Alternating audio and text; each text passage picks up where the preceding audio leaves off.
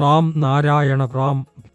ഇന്നത്തെ കാലഘട്ടത്തിൽ ഓരോ വീടുകളിലുമുള്ള ആളുകൾ മനോവിഷമാകുന്നു, മാനസിക സമ്മർദ്ദത്തിൽ ആയിരിക്കുന്നു, വിഷാദം അനുഭവിക്കുന്നു എന്നത് നമ്മൾ പലപ്പോഴും കാണുന്ന ഒരു സത്യമാകുന്നു.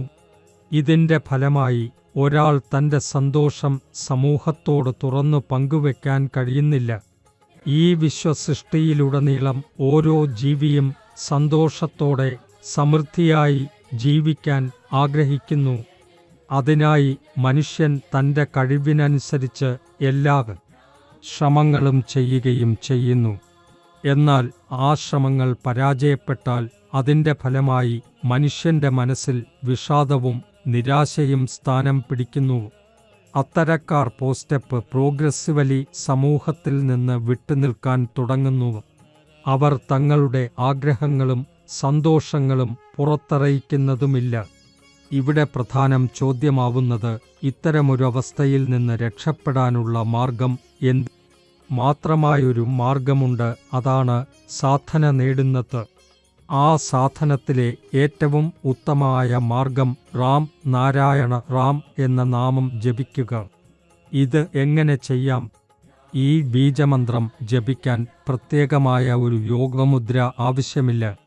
നിങ്ങൾ നിങ്ങളുടെ ദിവസേന നടത്തുന്ന പ്രവൃത്തികളിൽ പങ്കെടുക്കുന്നതിനോടൊപ്പം തന്നെ ഈ ജപം ചെയ്യാവുന്നതാണ്. അല്ലെങ്കിൽ എങ്ങേതെങ്കിലും മുറിയിൽ കുളിർമയോടെ ഇരുന്ന് മനസ്സിനകത്തായി ജപിക്കാം. അല്ലെങ്കിൽ സത്സംഗത്തിലൂടെ റാം നാരായണ റാം എന്ന നാമത്തോടൊപ്പം ഒത്തുചേരാൻ കഴിയും. ഇന്നത്തെ യുവതയിൽ സഹിഷ്ണുത കുറവാണ്. ചെറിയ സമയത്തിനകത്ത് കുറച്ച് പരിശ്രമത്തിലൂടെ വലിയ വിജയം നേടണമെന്ന് അവർ ആഗ്രഹിക്കുന്നു. അത് നടക്കാതെ പോയാൽ അവർ ഡിസ്പ്രഷനിലേക്കാണ് വീഴുന്നത്.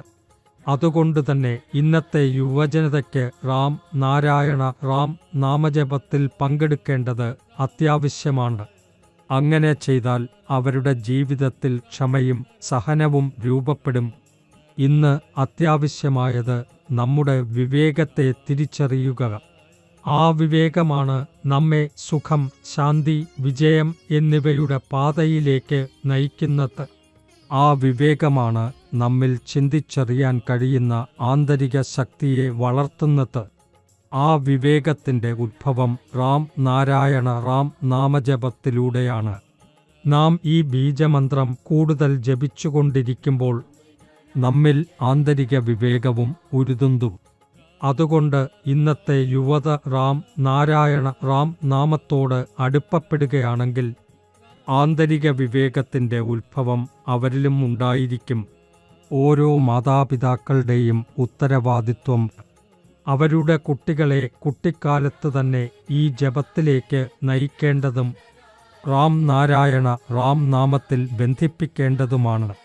അങ്ങനെ ചെയ്തു കഴിഞ്ഞാൽ സമയമാകുമ്പോൾ അവരുടെ വിവേകവികാസം ആരംഭിക്കും. ഓരോ മനുഷ്യൻ്റെയും ശരീരത്തിനകത്ത് 501 കോടി ആത്മാക്കൾ വാസം ചെയ്യുന്നു. നാം ഓരോ ദിവസവും 2-3 തവണ ഉണ്ണുന്നു. അതിൽ നമ്മൾ തൃപ്തരാകുന്നു. പക്ഷേ നിങ്ങൾ ഒരിക്കലെങ്കിലും ചിന്തിച്ചിട്ടുണ്ടോ, നമ്മിൽ ഉള്ള ആ 501 കോടി ആത്മാക്കൾ എന്ത് കഴിക്കുന്നു? അവയ്ക്ക് ആഹാരം കിട്ടിയില്ലെങ്കിൽ അവ ശരീരത്തിനകത്ത് തന്നെ അപ്രത്യക്ഷമാകുന്നു. അവസാനത്തിൽ എന്ത് സംഭവിക്കും? നമ്മുടെ ശരീരത്തിനകത്തുള്ള ആ ആത്മാക്കളുടെ ശക്തിയും ഊർജവും എല്ലാം നഷ്ടമാകും. അതിലൂടെ നമ്മൾ ക്ഷീണിച്ചു പോകും. നമ്മുടെ ബുദ്ധി പ്രവർത്തിക്കാതെ പോകും. ഒരു തരത്തിൽ നമ്മുടെ ജന്മം തന്നെ വ്യർത്ഥമാകും. അത്തരമൊരു അവസ്ഥ ഒരിക്കലും ഉണ്ടാകരുത്.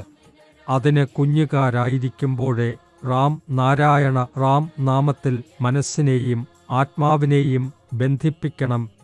അതുവഴിയാണ് ജീവിതം ഒരു പൂർണ്ണതയെ കണ്ടെത്തുക.